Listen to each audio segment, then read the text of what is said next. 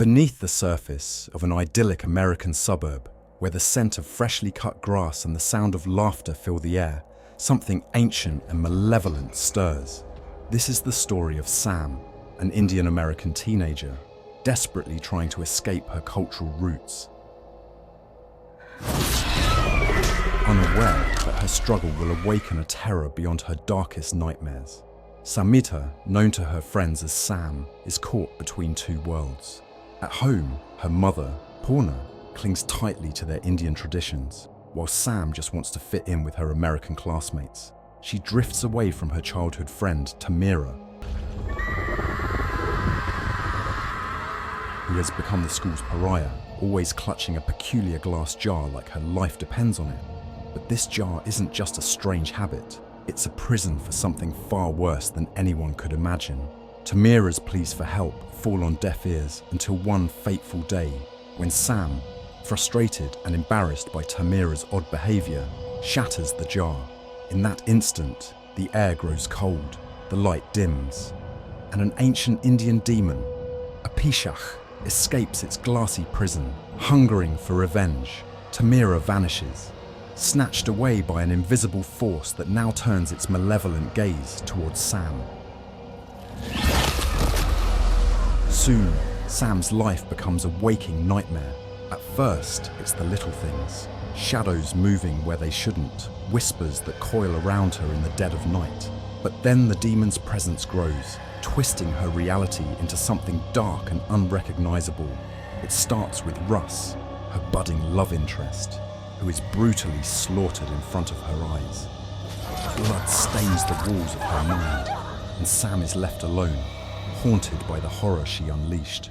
Desperate, she turns to her teacher, Joyce, for help. Together, they uncover the truth behind Tamira's mysterious notebook, a collection of ancient Sanskrit texts that reveal the nature of the beast. A Pishach, a demon that feeds on fear, guilt, and loneliness, growing stronger with every shudder, every scream. The only way to stop it is to trap it again.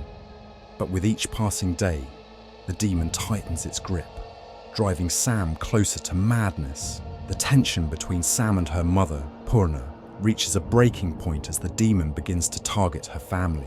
Purna, rooted in her beliefs, realizes the demon's connection to their cultural heritage.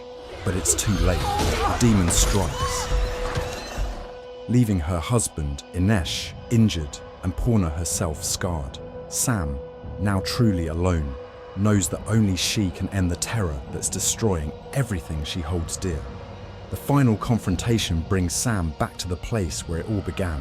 Karen's house, a decaying ruin soaked in the demon's malice. Inside, the walls whisper with the voices of the past, and Sam knows she's not alone. The demon reveals itself, a grotesque shadow of evil that twists the air with its malevolence.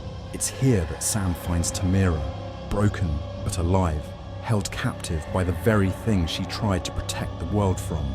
Realizing there's only one way to end this nightmare, Sam does the unthinkable.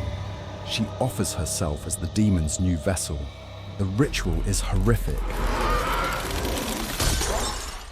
every word tearing at her soul as she draws the demon into her own body.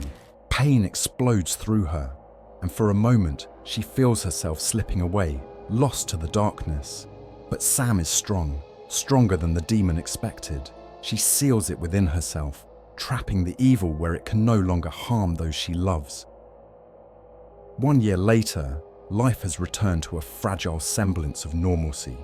Sam, now the demon's prison, lives under the constant threat of its return.